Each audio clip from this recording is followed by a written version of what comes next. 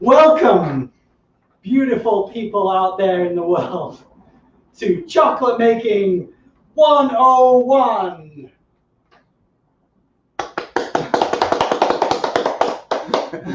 So we're going to make raw chocolate today.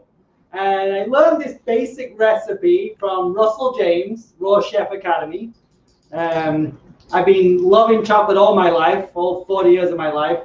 But when I became raw food, like chocolate kind of fell away, but then Crazy David Avocado Wolf, started the chocolate craze. When was that? Like 15 years ago or something with naked chocolate? Got everybody hooked back on raw chocolate. So what is raw chocolate? It's basically minimally processed chocolate. But what is chocolate? I don't know. What is chocolate? So chocolate is it's a chocolate fruit. It comes from a fruit which grows in like places like Peru and stuff like that. So chocolate is a fruit, and inside there's these beans that look like almonds. And you take these almonds, and they're taken out of the fruit, and they're thrown on banana leaves and fermented, and then in most processes it's roasted, but in raw chocolate it's not roasted. So then they break the skin off those, and it looks like this. Is this a good place? Can you see this? So these are the little. My dog is growling, which is fun. These are little raw chocolate nibs, and they kind of look like a nib that you would get, in a scone or something like that. So, but yeah, this is the chocolate nib. What they do with this is then they press it out. So they squeeze it and they press out the oil, and that's known as cacao butter. So this is the cacao butter. You see that? Okay? Am I good positioning? This is good positioning. So they press it out, but it comes in kind of big chunks like this. So little maneuver there. So what I do with this is I take this, and you can shred it with a knife. So you can take a knife and you can shred it, or you can put it in a food processor with the S blade and grind it up to make it into this, because it's going to be easier when we get to melt it. Not the Vitamix, because it's going to get stuck in the bottom if you do that. So once they've pressed out the oil, should just slow down, kind of excited. Once you've pressed out the oil, my audience here is laughing because I'm going very fast. So once you've pressed out the oil or cacao butter, you're left with a cake material, which is also known as cacao powder or cocoa powder. And I'm using the word cacao, which comes from Theobroma cacao, or food of the gods. So there you go. So this is the beautiful cacao powder, which I think we can see right perfectly now. We're getting the angles here. And then the third major ingredient we're going to have, and we'll share the recipe afterwards, the exact recipe, is coconut sugar. So coconut sugar kind of comes a little bit granular like this. You see that okay? So it comes granular. So then I grind it up with like a Vitamix or a NutriBullet or something like that, so it comes into a much finer powder. And then I'm still going to sift it because I want this chocolate to be smooth, creamy, and snappy. So that's your basic three ingredients. The ratio here is 250 grams of cacao butter, 125 grams of cacao powder, and 125 grams of coconut sugar. And I got this really nice electronic scale which I use to weigh those ingredients out. Oh look, there's my tuning fork. What's that doing there? I don't know. We just have to harmonize the ingredients. Yeah. Is that the call to chocolate? It's a call to the chocolate gods. Yeah. And all chocolate lovers around the world. Are you here? Are you with me? So there you go. So now you're all tuned in. Your whole body, your field is tuned in with the harmonic 528 hertz. So there you go. So that's the base ingredients. So once from there, you can start to add other fun ingredients. So I'm going to just, since we're talking about ingredients, let's talk through some of the other fun ingredients I have. So I picked up I got some maca powder, and this is actually a Maca Force. The product name is Maca Force, which is a Health Force superfoods product, and it's got some other really cool maca synergies in there. So I like that. Smells kind of malty. Maca is a root that grows in Peru, and it's really high elevation. It's also known as an adaptogen, so it helps the body adapt to different situations. So I love that. We've also got another adaptogen in here, just a little bit. This is ashwagandha. It's another root, commonly known in India. Again, it's an adaptogen, helps the body adapt to stressful situations. There you go. So we've got some of that. And it's kind of tastes like sawdust. So I only put a little bit in. We're going to throw in some turmeric, just for some color and antioxidant properties. I'm just going crazy here, adding all sorts of ingredients. Turmeric is known for its anti-inflammatory properties, and it's got a lot of phytonutrients in there, just overall great for the body. So another great ingredient here, we've got some chaga powder. Chaga is basically a type of mushroom that grows on birch trees in the north, so in like Canada and Siberia, stuff like that. Really, really powerful healing properties for the body. And you use it for what? It's got a coffee taste. It's got a little bit of a coffee, kind of a bitter taste, so it's really nice. Thank you, audience. And then we got some lucuma powder. Lucuma has a malty, sweet flavor. And what's great about lucuma is it kind of replaces that milk that you would put in milk chocolate. So it adds like a kind of creamy, milky flavor to the chocolate. So, and we got that. That was everything. And then I'm going to add some. We've got some flavors here. So this is vanilla. So it's a vanilla essence. This is from a company called Medicine Flowers. I can't even say medicine. Medicine Flowers, and they're basically like concentrated type of extracts. And then I'm going to put some rose in there. So, because you got to put some love in chocolate. Oh, chocolate is love. So there you go. All right. So the first thing we're going to do is we're going to melt our cacao butter here. So I've got a double boiler. I'm going to put this in here.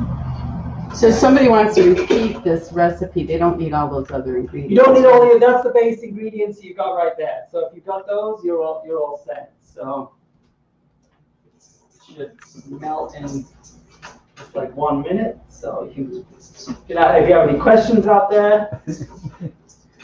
That's your homemade double boiler, right? Yeah. So I just got a pan with boiling water in there. So. On these ingredients, Philip, these extras, how much do you put in there? Is it just kind of a little experimentation? Yeah, just like a pinch here and there. Yeah. So I got that base recipe. I would just put a teaspoon of each of these. Other things you could put in there, you could put some whole nibs in there, so you got like a bit of a crunchy chocolate. I got some cashews. I'll probably sprinkle those on top. Some people actually blend in some cashews. So if you did this recipe in a blender, you could blend in some whole cashews, and that would also add some kind of cashew creaminess to your chocolate if you like that. So that's some other things you can do.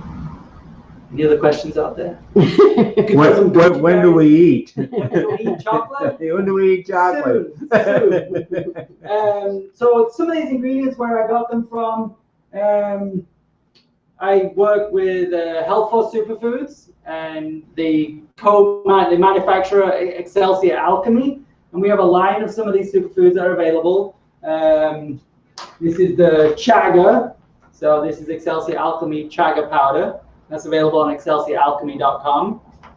Really good value, really high quality, packaged here in Tempe, Arizona, and lab tested, so really good stuff. What else we got here? And we have some turmeric powder. It's in these craft eco bags. So, let's see what we got. Oh, this is the Macaforce. This is the Health for Superfoods Macaforce powder. So. What else is in there? Oh, what else is in here? We have lucuma, which we mentioned. We've got some yacon root, ginger, kelp, and then some enzymes. So, good stuff. How are we doing here? This is melting away quite nicely. All right, we get the thermometer out. So what we want to do, okay, I won't talk while I'm looking away. So find the battery. I didn't have this prepared. Oh, there it goes. So cacao butter melts around 90 degrees. But we're going to bring this up a little bit warmer than that to maybe 105 to 115. I like to keep it below that so we don't overheat it. We want to keep as many of those properties in there, and the aromatics. The more you heat it, the more you lose those things. So we're looking for a raw food style chocolate here.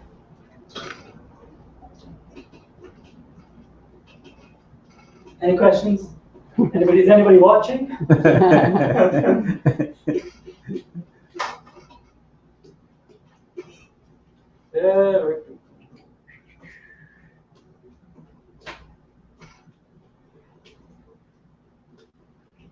What temperature we at right now? Up there. 85, 86. Melting very nicely. Can we see? You see? Well, I'll bring it over in a minute. Well, do you want to have a quick look? Yeah. You entertained there. You see it's sure, back off. Back off.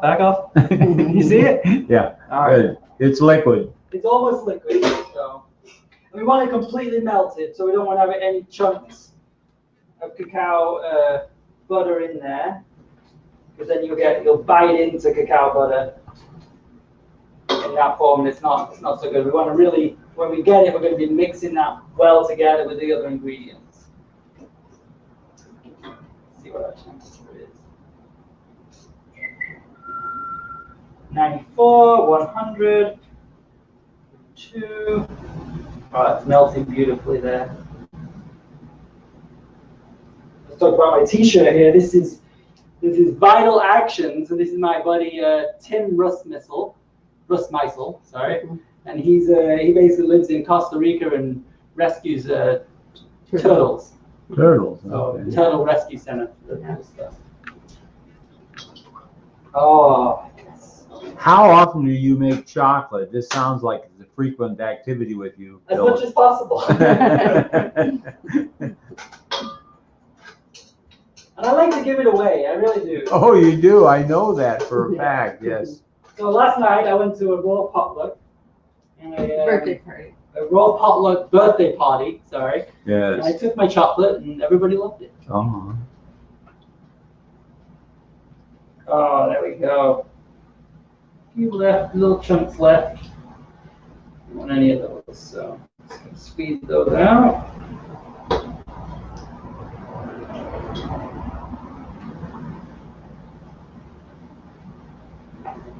Yeah, in addition to Philip's wonderful chocolates, we had a raw carrot cake, raw ginger cookies, a raw chia cacao pudding. Mm-hmm. Oh, okay. And we had burgers. Well, those weren't for dessert, though. Oh, Tom's only focused on dessert. So as you see, it's a beautiful liquid. Can we see that? Yeah, it's good. Okay.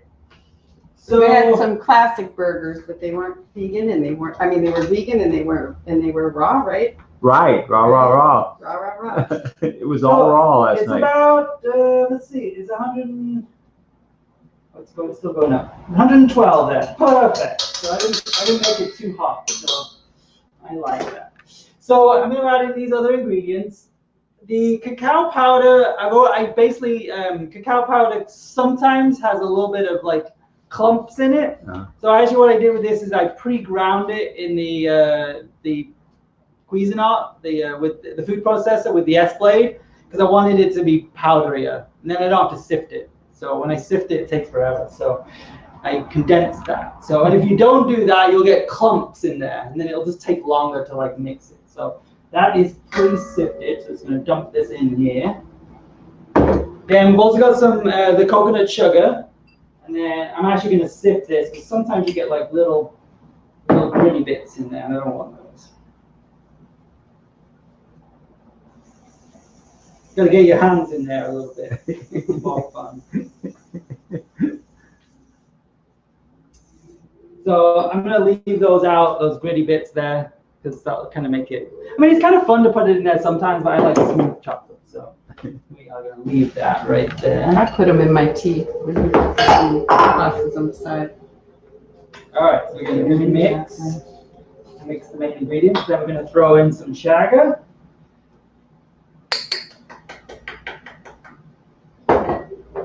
I said cacao comes from Peru. It doesn't. It comes from like Ecuador. Brazil, right? Ecuador, yeah. So, kind of, sorry about that. In the neighborhood. My brain is like, we got the lucuma, some maca, some ashwagandha.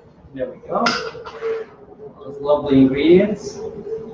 And you could make this with less sugar. There's somebody on here right now who likes a low sugar. So you could put less sugar in there if you wanted. Some people add in, xylitol, stuff like that. I'm not big into that, but that is an option if you want to bring the sugar content down. This is not too sweet, being that it's only 25% sugar or coconut sugar, and then I've got all these other adaptogens in here that really just support the body. So. Can we see what you're doing? Yeah. So. Oh, too close. Yeah. Got I don't have an X on the floor. Next time, that's the plan. X on the floor. So let's see what temperature this is.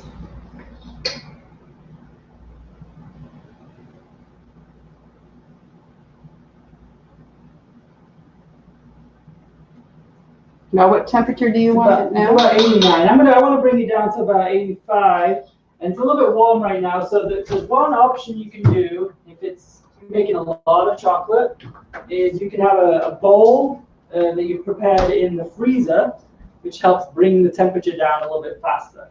There's some raw chocolate makers, they will do chocolate actually, in general, chocolate makers, they will do this, this is a tempering process. They will do it on a granite slab. They'll pour the chocolate onto a granite slab and scoop it back and forth. So. I'm not going to do that today because I don't have a granite slab. So. Oh, here's the granite slab. So I don't want any moisture in there. That's important. So I'm just going to pour this in here, and we'll bring it down to temper a little bit faster. Oh my goodness. Oh, I forgot my essences. I'm going to add those. Somebody might lick this bowl later. I don't know who that would be.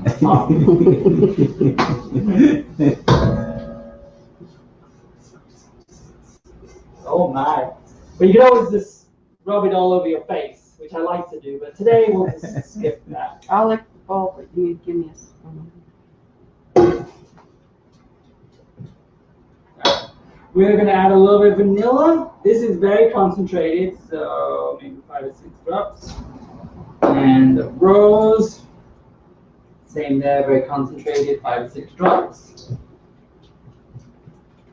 To go up the sides, scoop it down.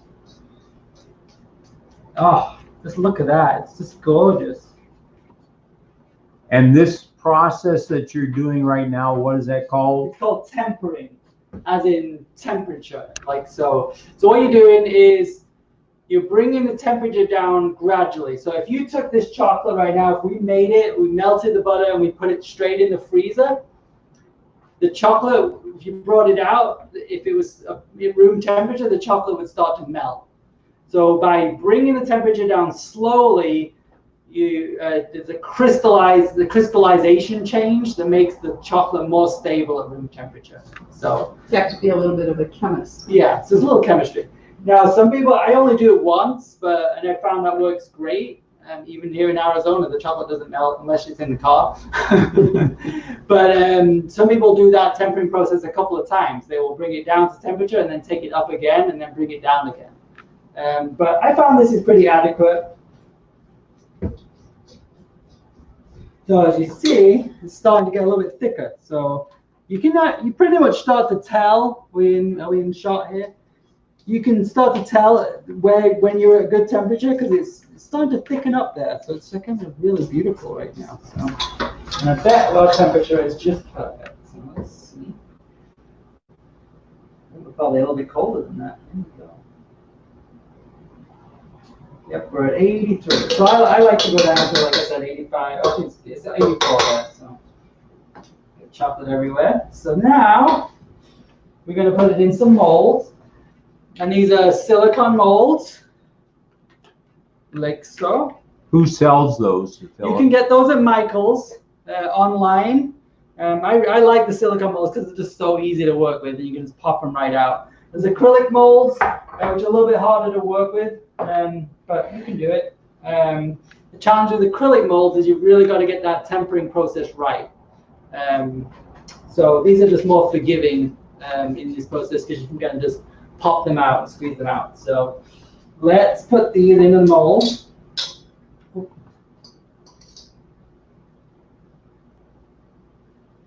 Make a big mess here.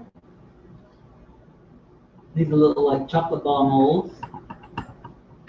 Oh yeah.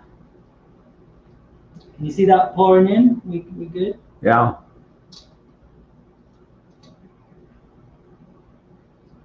And Susan likes it when I don't completely fill the mold because then it's not as thick. So I like slivers of chocolate.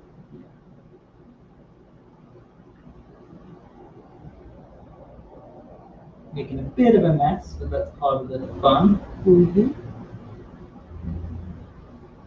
And these are kind of easy when you've got these molds. I can just pour them in.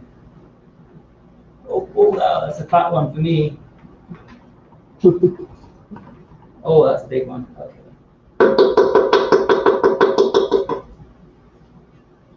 Am I dripping chocolate everywhere? I need it. That is the disadvantage, but then there's an advantage to being married to a chocolatier and then you get chocolate.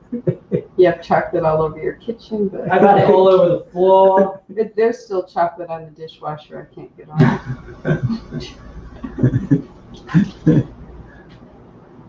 Yeah, I mean, really, you've got to be a bit messy when you're filling these. It's Yeah. more fun, so. Yes. Sounds like an excuse to me. I don't know. I got it pretty clean today. I'm impressed. Really, I think you do have to be messy. That's why I can't do it. I'd be like, by the time I got all the chocolate things filled, the chocolate would be hard. That is a challenge, actually. If you're too slow with this, it gets hard. So then you got to warm it up again. If I make a really big batch, I found it easier to make smaller batches. I tried making a really big batch, and it's harder to work with raw chocolate. So. And what you could actually do, another great thing you could do is, with like the leftovers in the bowl, you could like mix in some goji berries and some nuts or something like that, and mix it around and make a little trail mix, and then just put it on a little bowl or a tray. So they are filled up.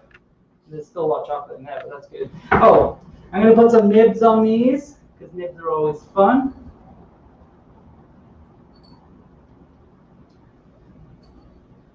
And you, like I say, with goji berries, mulberries are really great on chocolate.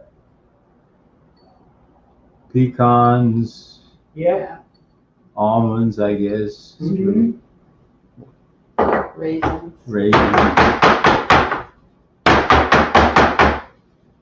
It's kind of getting thick, so I'm gonna shake it up a little bit.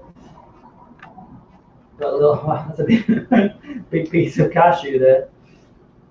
Be a nice surprise for somebody. Cashews.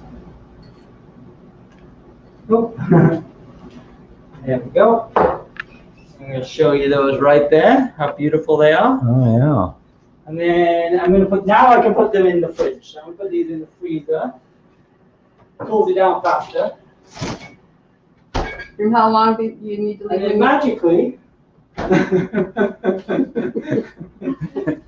so like 10, 15 minutes or something in the freezer. So then you got some chocolate in a mold here.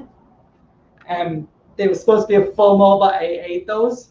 So, sorry. Those are from yesterday, right? Yeah, these are from yesterday. So they're just gonna pop right out. And then you have a beautiful, shiny chocolate. And that's the great thing about making a tempered chocolate is it comes out shiny and beautiful like that. So there you go. Would you like a piece? Thank You're gonna you. do the Thank snap? you. Yeah. Oh, good chocolate snaps like that. Would you like a piece, Mom? And I think I have to have a piece myself. That is good.